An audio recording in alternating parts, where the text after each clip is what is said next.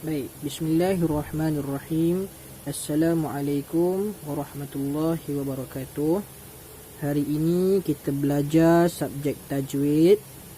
Baik, buka buku teks muka surat 38. Buka buku teks tajwid muka surat 38. Kita akan sambung tajuk kecil bentuk-bentuk tulisan Al-Quran. Sebelum ini kita belajar tentang tulisan dan penulisan Al-Quran.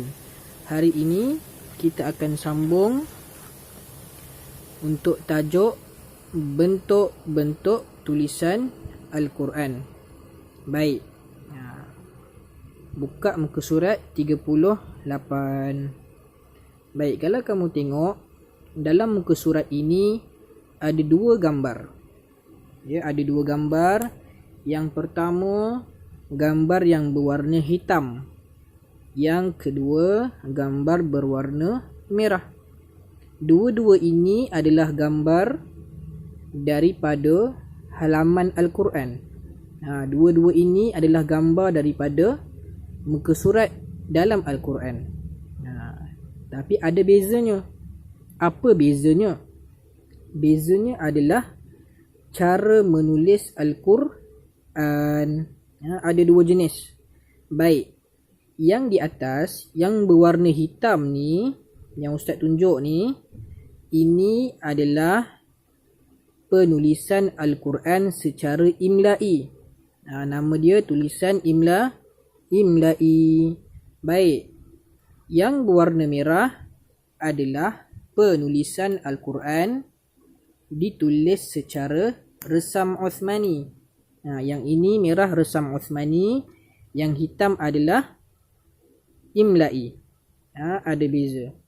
Baik, Ustaz pernah sebut Al-Quran yang kita baca sekarang ini, yang kita guna dekat rumah selama ini, adalah Al-Quran yang ditulis secara resam Uthmani, yang berwarna merah ni. Kita jarang jumpa Al-Quran yang ditulis secara imla'i. Baik. Jadi penting untuk kita tahu bahawa Al-Quran ini ditulis dengan pelbagai cara tulisan. Namun begitu, cara bacanya tetap sama. Yang berbeza hanyalah cara menulis sahaja. Baik, tapi cara bacanya sama sahaja. Okey. Baik, yang merah adalah resam Uthmani, yang atas adalah imla'i. Sekarang kita tengok apakah perbezaan di antara resam Uthmani dan imla'i. Ada kelas yang Ustaz dah ajar, Ustaz dah tunjuk, Ustaz dah keluarkan perbezaan di antara imla'i dan Uthmani. Tapi hari ini kita ulang balik. Kita ulang kaji. Yang belum belajar, kena belajarlah. Yang dah belajar, kita buat sebagai ulang kaji bagi lebih faham. Baik. Cuba tengok.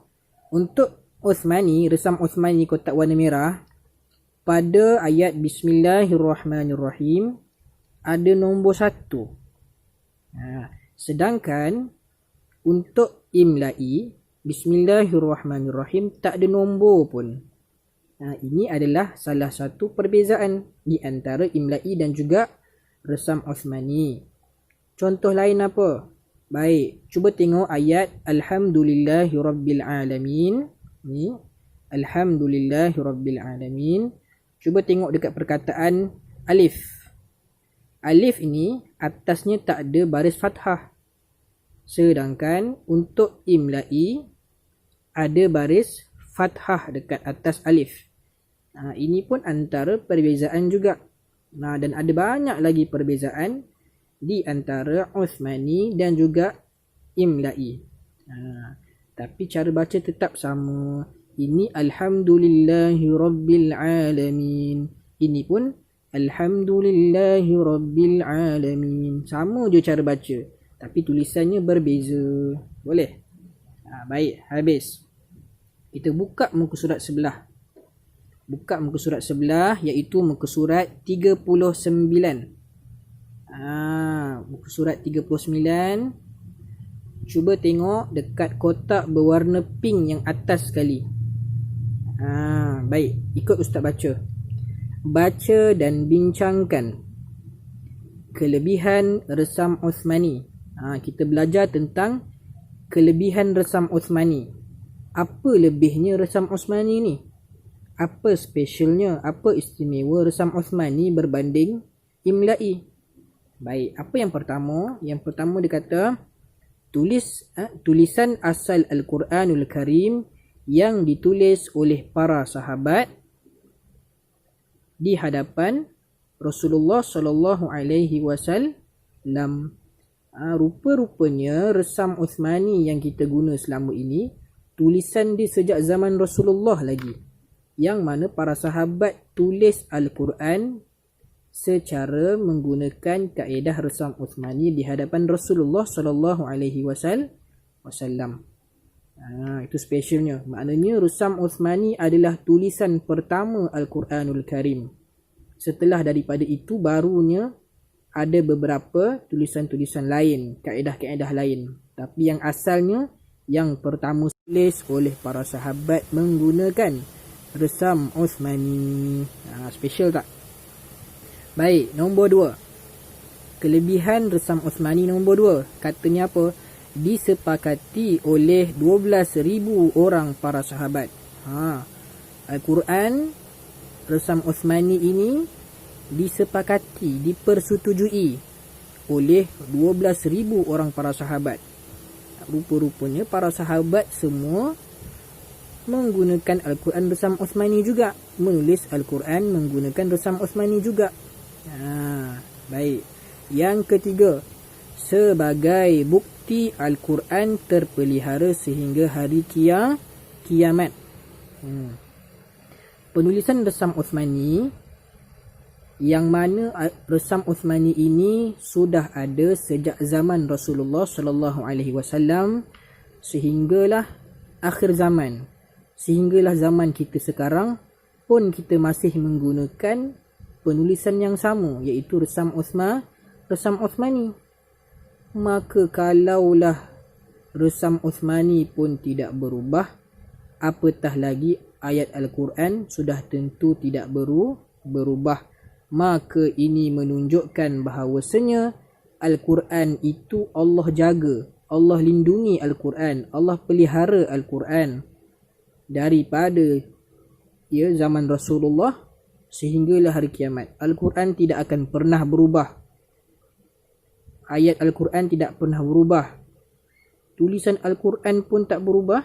Cara penulisan pun masih menggunakan resam Uthmani. Apatah lagi ayat Al-Quran sudah tentulah lebih-lebih lagi terpelihara.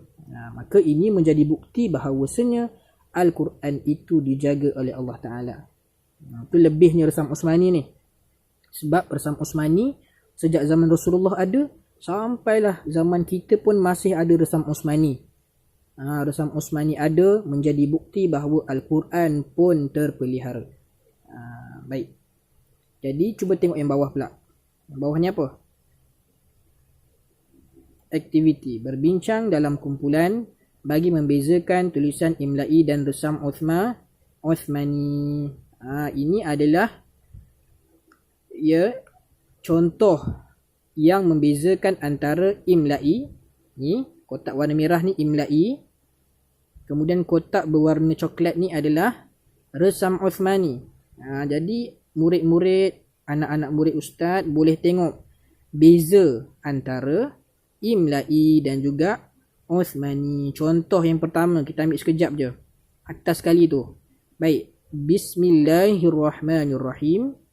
Dalam bulatan ni tak ada pun dia tulis ayat 1. Dia biar kosong saja. Kemudian resam Uthmani, Bismillahirrahmanirrahim, ditulis nombor 1 sebagai ayat yang pertama. Ini pun adalah perbezaan. Lagi apa? Ayat kedua. Alhamdulillahirabbilalamin. Tengok dekat huruf alif ada baris atas. Sedangkan dekat huruf ini, huruf alif tak ada pun baris baris atas. Jadi sebenarnya banyak perbezaan di antara resam Uthmani dan juga Imla'i. Jadi anak-anak murid ustaz boleh tengok nanti. Tengok, baca balik dan ulang kaji supaya lebih faham dan mudah untuk kita ingat sampailah kita besar. Baik. Jadi untuk hari ini anak-anak murid sepatutnya dah boleh tahu dah boleh tahu bahawa Al-Quran ini ada beberapa kaedah penulisan. Penulisan Imla'i ataupun Uthmani, dan juga anak-anak murid pun kena tahu bahawa resam Uthmani ni ada kelebihan dia, dan perlu ingatlah kelebihan dia apa. Baik, itu sahaja untuk pelajaran kita hari ini. Ya, Ustaz sudahi dengan Assalamualaikum warahmatullahi wabarakatuh.